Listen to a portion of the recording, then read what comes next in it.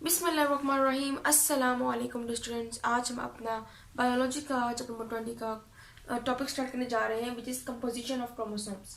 पिछले लेक्चर में हमने टाइप्स ऑफ क्रोमोसोम्स को स्टडी किया था, जिसमें पता चला था कि क्रोमाटिड, सेंट्रोमियर और सेकेंडरी कंस्ट्रक्शन के जरिए से हमारे पास एक क्रोमोसोम बनता है। अब हम कहते हैं कि हमारे पास क्रोमोसोम्स में और क्या कंपोजिशन वाली चीज़ें हैं। हम कहते हैं इसमें जो मेन चीज़ है वो है डीएनए एंड प्रोटीन। डीएनए का 40% एंड प्रोटीन का 60% मिलकर क्रोमोसोम बनाता है। ठीक है। इसके अलावा अगर हम आरएनए की बात करें तो बेशक आरएनए जो है इसके साथ एसोसिएट होता है विद दी क्रोमोसोम, और इसके अलावा क्रोमोसोम के अंदर आरएनए सिंथेसिस भी होती है।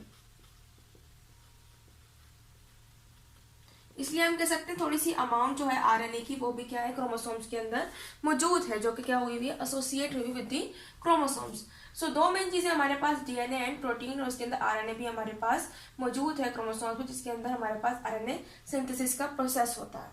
अब अगर हम 1 क्रोमोसोम्स की बात करते हैं, अगर हमारे पास फॉर एग्जाम्पल एक क्रोमोसोम है तो उसके अंदर डीएनए कितने होंगे? उसके अंदर 1 डीएनए होगा,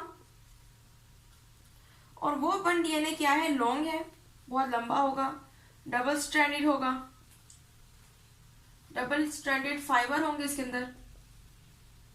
इसके अलावा ये एक्सटेंड हुआ होगा unbroken along the length of chromosome. तो जितने हमारे पास क्रोमोसोम की लेंथ है उतनी क्रोमोसोम तक हमारे पास जो डीएनए है वो मुसलसल अनब्रोकन क्या है, चला जा रहा है। और अब अगर हम बात करते हैं डीएनए की, तो डीएनए के अंदर हमारे पास मौजूद होते हैं न्यूक्लियोटाइड्स। न्यूक्लियोटाइड्स में हमारे पास एडिनाइन, थायमाइन, ग्वानाइन, साइटोसाइन, ये हमारे पास न्यूक्लियोटाइड्स है। सो हम कहते हैं कि हमारे पास 1 डीएनए में round about 140 million of nucleotides मौजूद है। और न्यूक्लियोटाइड्स का मेन काम क्या है? इनका मेन काम यह है कि इंफॉर्मेशन को इकट्ठी करते हैं। और अगर हम बात करें कि एक डीएनए में जितने न्यूक्लियोटाइड्स हैं, जिसको हमने बोला 140 मिलियन न्यूक्लियोटाइड्स हैं, अगर वो इन्फॉर्मेशन क्रिएट कर रहे हैं, जितनी उनके पास इन्फॉर्मेशन है, अगर हम उसको बाहर निकालना चाहें और उसको लिखकर बुक्स में मेंशन करना चाहें, तो ये हमारे पास तकरीबन 280 बुक्स बन जाएंगी। और हर बुक में के अंदर 1000 पेजेस होना जरूरी है, और हर पेज के अंदर 500 वर्ड्स होंगे। सो हम कह सकते हैं कि एक क्रोमोसोम के अंदर जो डीएनए है उसके अंदर इतनी अमाउंट जो है इंफॉर्मेशन की मौजूद है।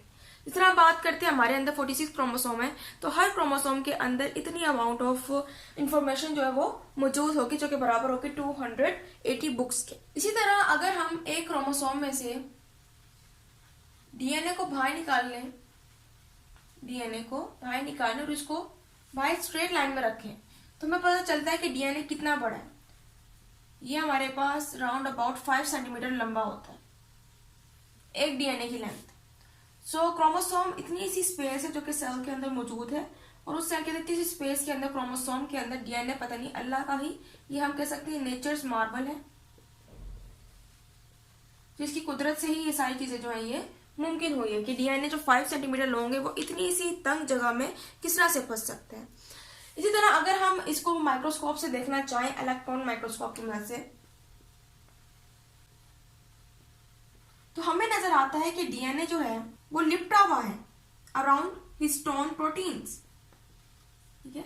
अगर हम डीएनए को करीब से देखते हैं तो हमें नजर आता है कि डीएनए जो है ये स्ट्रिंग ऑफ बीड्स है, जैसे हार होता है उसके अंदर मोतियां होती हैं। हमें इस तरह से स्ट्रक्चर नजर आता है अगर हम इसको इलेक्ट्रॉन माइक्रोस्कोप से देखें।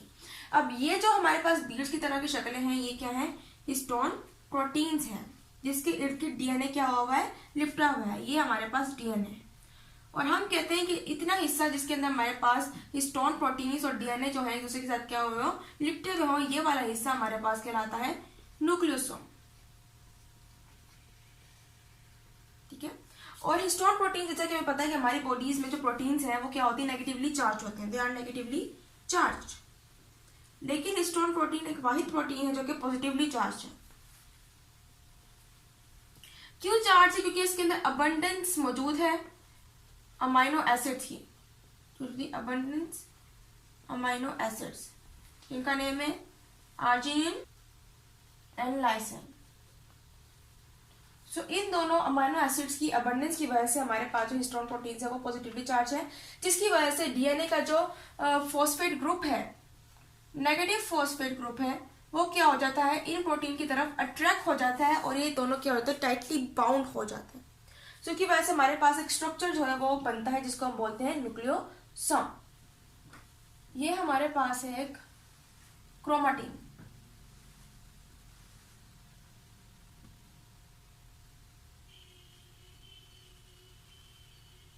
ये हमारे पास क्रोमेटिन का पार्ट है जो कि थ्रेड लाइक स्ट्रक्चर हमारे पास एक मौजूद है।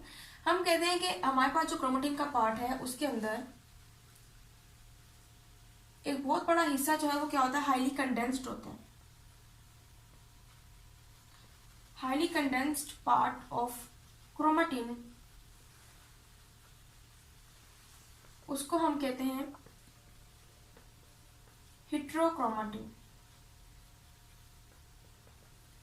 ओके और इसमें से बहुत ज्यादा पार्ट जो है वो परमानेंटली कंडेंस्ड हो जाता है, बहुत सारा पार्ट परमानेंटली रह जाता है कंडेंस्ड, जिसको दोबारा से कंडेंस करने की जरूरत पड़ती ही नहीं है।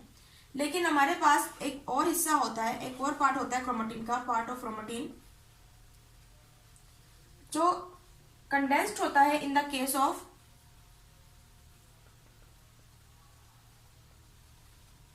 During cell division. इसको हम कहते हैं यूक्रोमेटिन। एक हमारे पास है हेटेरोक्रोमेटिन।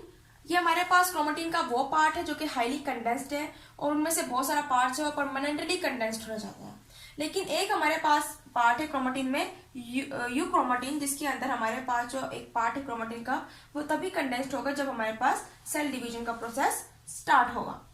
सो ये था आज का हमारा लेक्चर। उम्मीद है आपको लेक्चर समझ आया होगा। इंशाल्लाह अगले लेक्चर में मजीद जो हमारे पास फ्रैक्शंस हैं, एक्सपेरिमेंट्स हैं, उनको हम स्टडी करेंगे। तब तक के लिए अल्लाह हाफिज़।